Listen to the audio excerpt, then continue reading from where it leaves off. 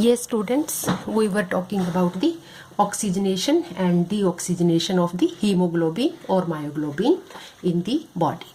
So, this oxygenation and deoxygenation is actually controlled by a particular phenomena that is known as cooperativity and reverse cooperativity. तो cooperativity क्या है? जैसे as you know, आपको कल का ध्यान होगा, हीमोग्लोबिन का मोलिकुलर वेट था नियर अबाउट आपका 64,000 और मायोग्लोबिन का था आपका 17,000. तो you can say haemoglobin is an approximate tetramer of myoglobin, और you can say myoglobin is a smaller protein as compared to the haemoglobin. क्यों? And it consist of the single haem group embedded in a polypeptide chain, यानी globin. यानी कि आपने कल इसका outline structure देखा था मायोग्लोबिन का. इसमें एक सिंगल हेम ग्रुप होगा और उसके चारों तरफ एक प्रोटीन का, जिसको ग्लोबिन कहते हैं, उसका एक कॉइल होगा. लेकिन हीमोग्लोबिन में आपने देखा था कि ऐसी ऐसी 4 हेम ग्रुप्स होंगे, यानी कि डिफरेंट उसकी 4 सब यूनिट्स होंगी. 4 सब यूनिट्स थी उसमें. 2 तो एक जैसी थी और दूसरी 2 एक जैसी थी. यानी कि कैसे एक जैसी थी? 2 में अल्फा चेन था प्रोटीन का और 2 में बीटा चेन था, जिसमें नंबर ऑफ अमीनो एसिड्स अलग अलग थे. तो इस तरह से हीमोग्लोबिन एक टेट्रामर है एज ऑफ दी मायोग्लोबिन. यानी कि अगर एक तरह से यूं कहो आप कि इसके अंदर सिर्फ एक ही यूनिट है हेम की मायोग्लोबिन में, तो हीमोग्लोबिन के अंदर टोटल ऐसी सब यूनिट्स 4 हैं. तो इसका मतलब क्या होता है ये प्रोसेस कोऑपरेटिविटी और रिवर्स कोऑपरेटिविटी का फिनोमिनन? इसकी एक इजी वर्ड्स में डेफिनेशन आप समझे, फिर उसके बाद हम इसको डिटेल में डिस्कस कर रहे हैं. Haemoglobin has 4 haem groups and each heme group in hemoglobin can bind 1 oxygen molecule. हर एक हेम ग्रुप के साथ एक ऑक्सीजन मॉलिक्यूल आपका बाइंड करता है. पीछे कल अभी आपने स्ट्रक्चर में भी देखा. The process continues till it carries the maximum of 4 molecules of oxygen. और ये प्रोसेस तब तक कंटिन्यू रहता है जब तक कि आपकी चारों हीमोग्लोबिन की सब यूनिट्स अपना अपना एक एक ऑक्सीजन का मॉलिक्यूल कैरी ना कर ले. तो इसका मतलब जब तक कि पूरे का पूरा हीमोग्लोबिन सैचुरेट ना हो जाए. सैचुरेट का मतलब उसकी कैपेसिटी है हर सब यूनिट की एक ऑक्सीजन मॉलिक्यूल को बाइंड करने की कैपेसिटी है. तो टोटल उसमें 4 सब यूनिट है. तो टोटल उसकी कैपेसिटी क्या है? 4 ऑक्सीजन मॉलिक्यूल को बाइंड करने की कैपेसिटी है. जब पूरे के पूरे 4 ऑक्सीजन मॉलिक्यूल उसके ऊपर लोड अप हो जाते हैं तो उसको that is known as the saturated haemoglobin. यानी कि तो when oxygen binds to 1 haem group, एक हेम ग्रुप के साथ ऑक्सीजन का एक मॉलिक्यूल बाइंड हो गया, तो उसमें इस टाइप के मॉलिक्यूलर शेप में चेंजेस होंगे कि बाकी की जो 3 सब यूनिट्स बची थी उसमें ऑटोमेटिकली अपने अपने ऑक्सीजन मॉलिक्यूल बाइंड होते चले जाएंगे. तो इसी फिनोमिनन को हम क्या कहते हैं? This is known as cooperativity. So you can understand it like this.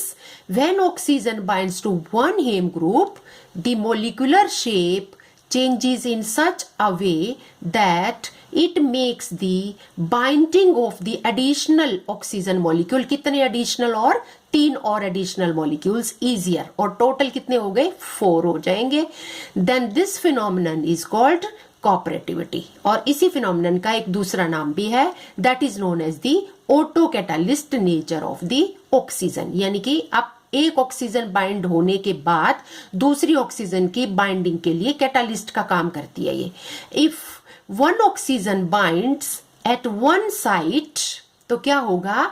It will act as a catalyst for the binding of the other oxygen molecules to other sites. And this phenomenon is known as autocatalytic nature of the oxygen, or you can say the cooperativity. तो ये cooperativity है जिसके कारण haemoglobin के साथ चारों oxygen molecule bind up होके उसको ऑक्सीजन से सैचुरेट कर देंगे. अब नेक्स्ट स्टेप क्या होगा आपका? ये जो लोडिंग हो गई है ऑक्सीजन मॉलिक्यूल की हीमोग्लोबिन के ऊपर, अब मसल्स में जाके क्या होना है, इसको डीलोड होना है। तो ये तो लोडिंग का प्रोसेस था, और अब यहां पर ये क्या है, this is the process of deloading of the oxygen molecule, या यूं भी कह सकते हो आप, this is the process of binding of the oxygen molecule and this is the process of release of the oxygen molecule.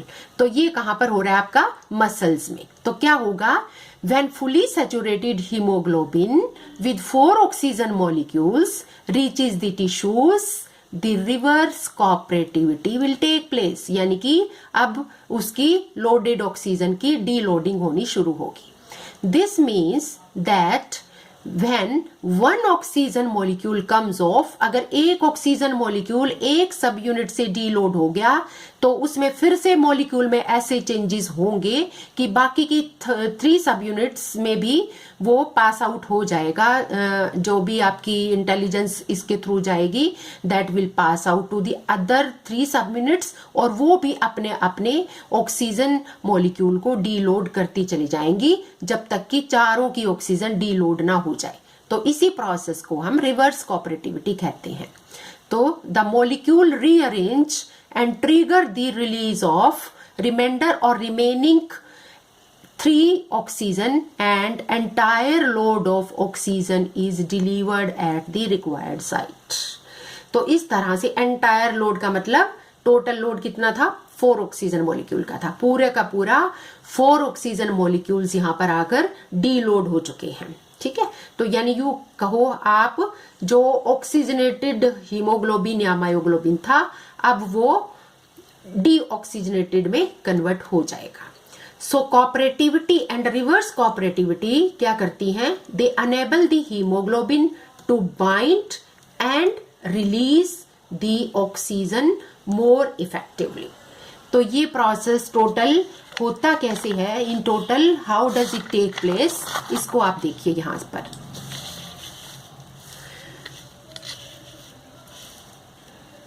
क्या होगा, the deoxymyoglobin is a 5 coordinated complex है आपका, क्योंकि अभी यहाँ पर ऑक्सीजन आपकी आके अटैच्ड नहीं हुई है।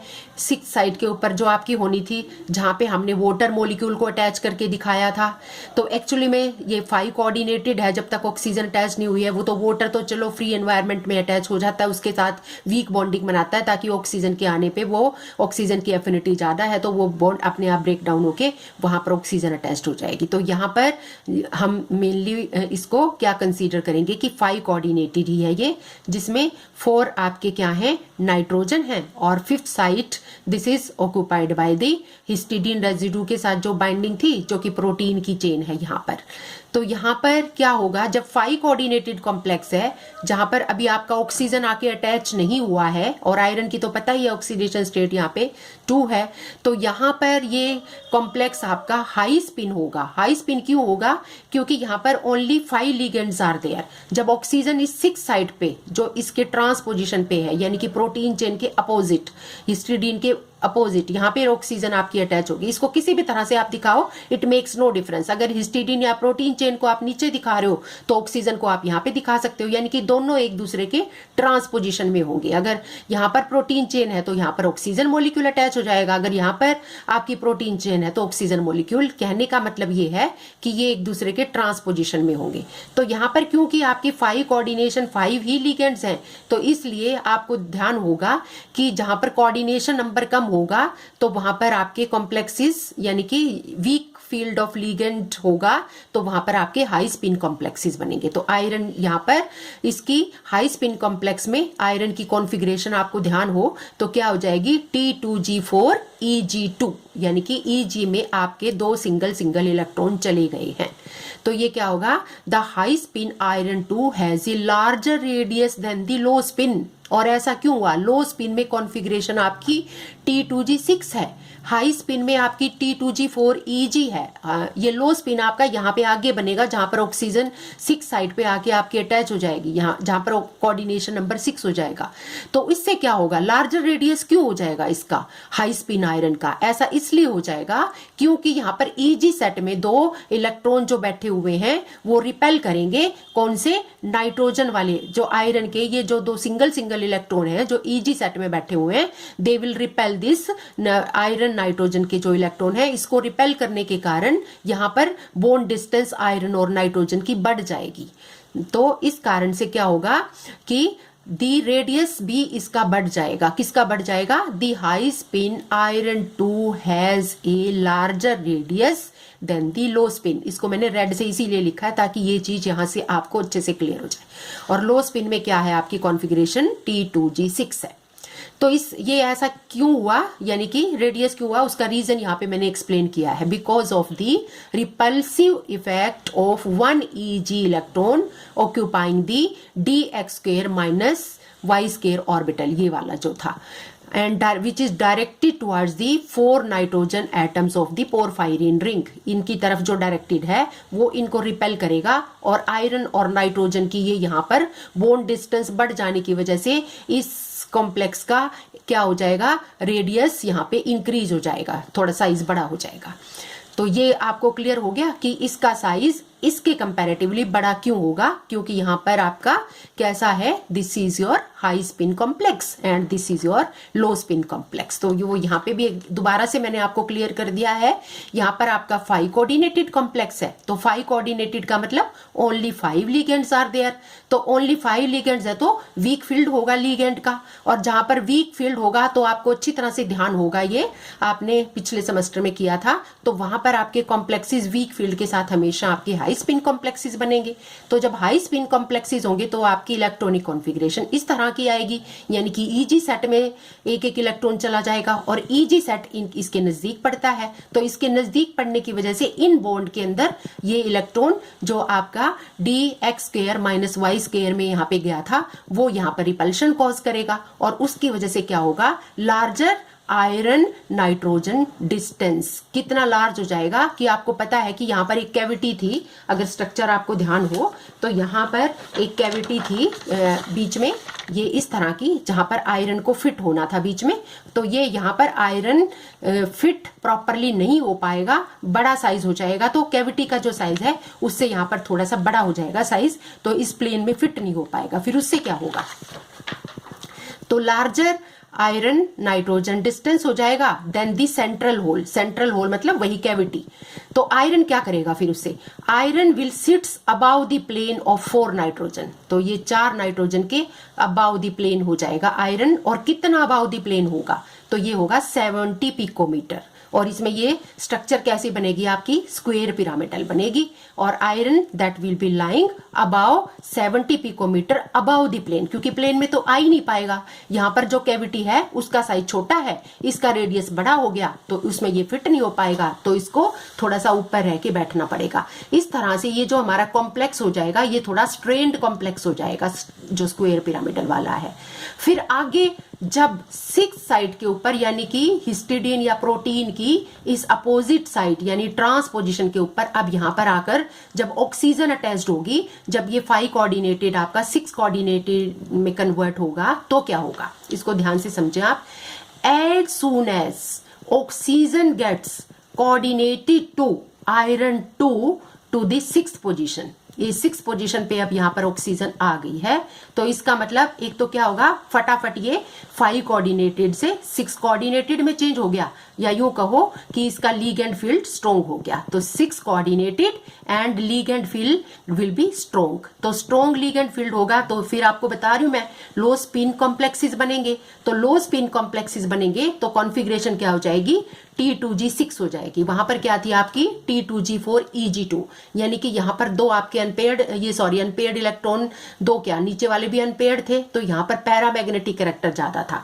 अब यहाँ पर आपके सभी all the 6 electrons will be paired up, तो यहाँ पर आपका डायमैग्नेटिक कैरेक्टर ज्यादा होगा, और जो आपका आयरन और नाइट्रोजन के बीच में जो बॉन्ड डिस्टेंस बढ़ गया था वो किस वजह से बढ़ गया था, ये 2 इलेक्ट्रॉन जो इसके पास ये इलेक्ट्रॉन जो EG सेट का एक इलेक्ट्रॉन इलेक्ट्रॉन था d x square minus y square में जो इसको रिपेल कर रहा था, तो वहां पर अब Eg सेट के अंदर कोई इलेक्ट्रॉन नहीं है, तो इस टाइप का कोई भी रिपल्शन इस बॉन्ड का नहीं होगा, रिपल्शन नहीं होगा, तो उसका आयरन नाइट्रोजन बॉन्ड डिस्टेंस क्या होगा, it will match the porphyrin hole. Centre में जो कैविटी थी या जो होल था उसके अकॉर्डिंग ये मैच हो जाएगा। तो मैच हो जाएगा तो जो आयरन आपका आउट ऑफ प्लेन यानी कि बाहर बैठा हुआ था, अब वो आयरन आपका क्या हो जाएगा, it will lies in the plane of the ring.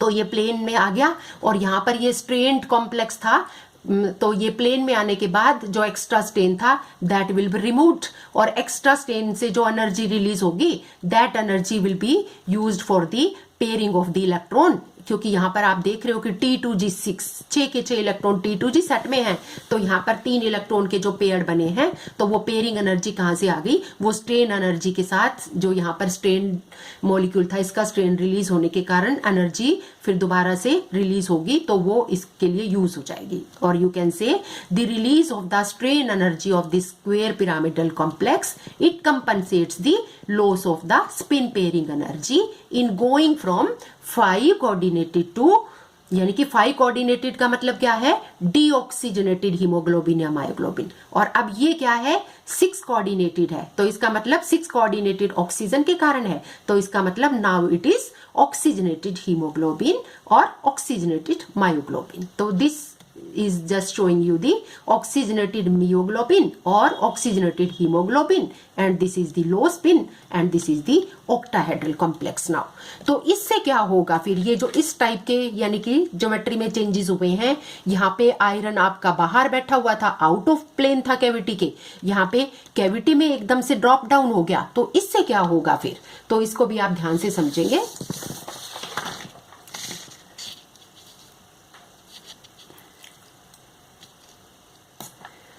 Therefore, the coordination of oxygen will result in dropping of iron in the plane of the Hem group। यानी कि यहाँ पर ये वही उसी मॉलिक्यूल को दिखाया गया जब यहाँ पर आपका 4 कोऑर्डिनेटेड है, यानी कि अभी ऑक्सीजन आके अटैच नहीं हुई है, तो ये यहाँ पर आपकी जो कैविटी है उसके ऊपर बैठा हुआ है आयरन, कैविटी के अंदर पूरा फिट नहीं हुआ क्योंकि यहाँ पर इसका रेडियस ज्यादा है। तो जैसे ही यहाँ पर क्या हुआ है, ऑक्सीजन मॉलिक्यूल 6 साइड पे, यानी कि ये प्रोटीन की चेन थी यहाँ पर ये, और ये प्रोटीन की चेन के ट्रांसपोजिशन में ऑक्सीजन मॉलिक्यूल यहाँ पे आके अटैच हुआ है, यानी कि ये 5 कोऑर्डिनेटेड कॉम्प्लेक्स था आपका, ये दोबारा से 6 कोऑर्डिनेटेड कॉम्प्लेक्स हो गया आपका।